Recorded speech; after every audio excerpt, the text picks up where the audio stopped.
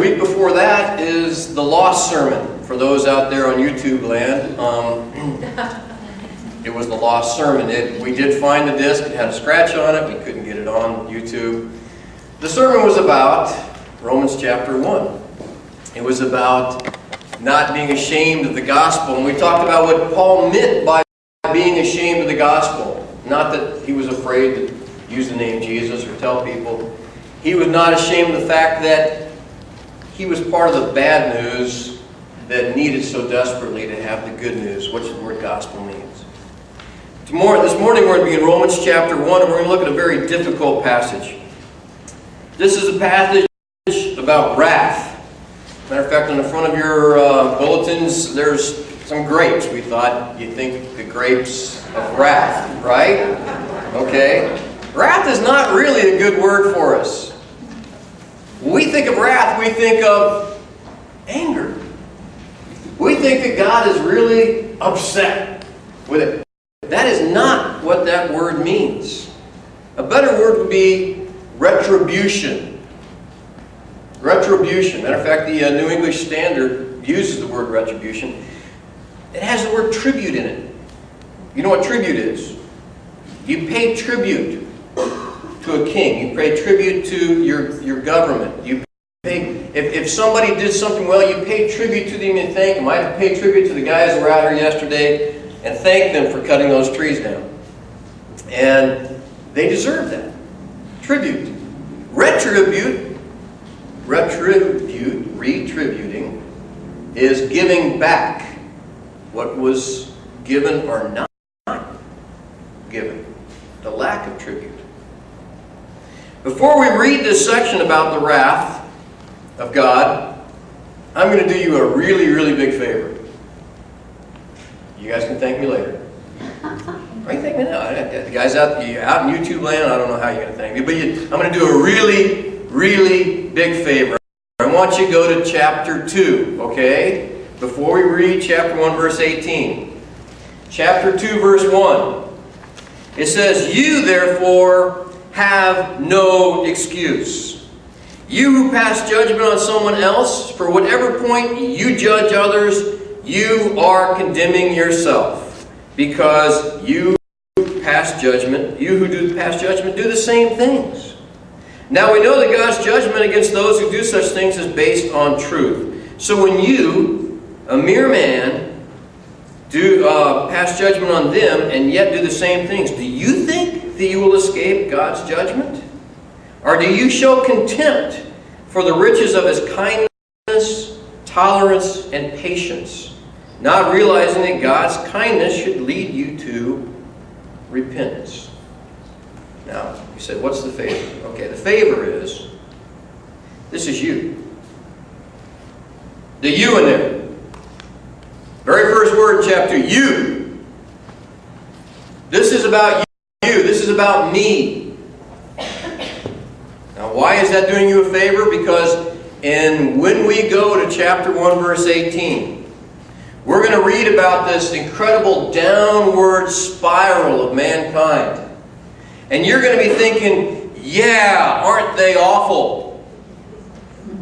Yeah, isn't it hideous the way they turned out? Oh yeah, isn't that repugnant? Isn't it, oh, it's terrible. But you know what? That's you. That's me. What we read about in chapter 1, we have got to own. We have got to wear it. It belongs to us. It is us. And if you don't believe that, then you are going to be ashamed of the good news. You're going to think, yeah, that applies to those people. And yeah, they desperately need some help. No. This is about us. This is where we are. Having said that, let's get into Romans chapter 1, verse 18. The wrath of God is being revealed from heaven against all the godlessness and wickedness of men who suppress the truth by their wickedness. We have to look at the tense of the verb there. The wrath of God is not going to be revealed. The wrath of God is being revealed. We can see what this retribution is. It's here. Present tense. Is. Now, at this point, I have to tell you, the commentators I was looking at as I was studying for the sermon, they love to talk about how decadent Rome was at this point. Right? Because we're right to the Romans. First century. Right? And they talk about, yeah, things were really bad in Rome. They were so decadent. They were no. You're going to miss it. It's still being revealed. It was revealed before ancient Rome. It was revealed back in ancient Greece. It was revealed back in ancient Babylon, in ancient Sodom and Gomorrah. It was evident. That's what he's saying. The retribution of God is evident right now. And here's what it is. Okay, we can't miss this. He says, against the godlessness and wickedness of men who suppress the truth by their wickedness. They're suppressing some truth. There's something being suppressed, okay? By their present state, by this situation they're in, they are suppressing some truth. Since what may be known about God is plain to them.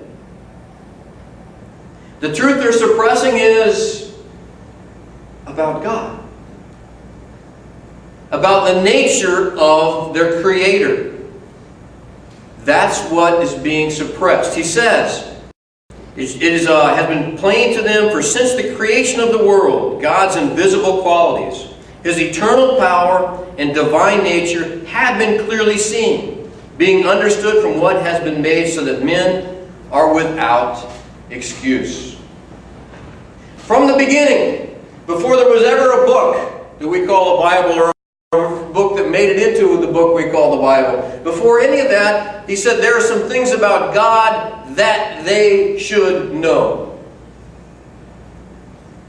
Some truth. His divine nature and His power.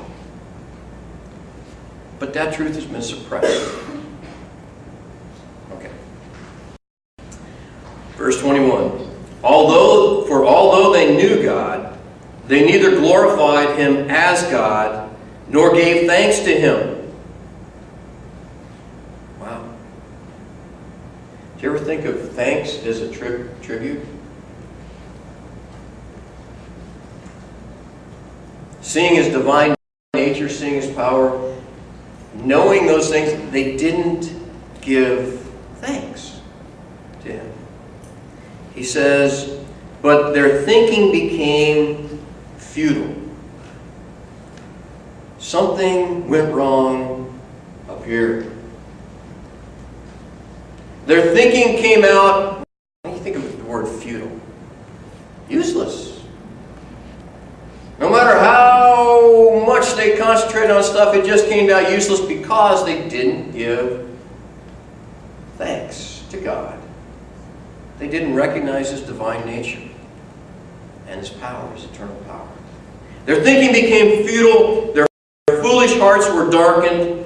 Although they claimed to be wise, they became fools and exchanged the glory of the immortal God for images made to look like mortal man and birds and animals and reptiles. This is where we get to beat up on those people that made idols. Those idiots. How stupid can you be? Can you believe that? They made an idol. How dumb. Man. Can you imagine making an idol? One that looks like man. You think about the Greek mythology, you know, their gods looked like men and women, and they acted like men and women. And then you've got your Egyptians who have weird heads on their idols, you know. And we think, how stupid. And this is how foolish they became. They claimed to be wise, but they were just idiots.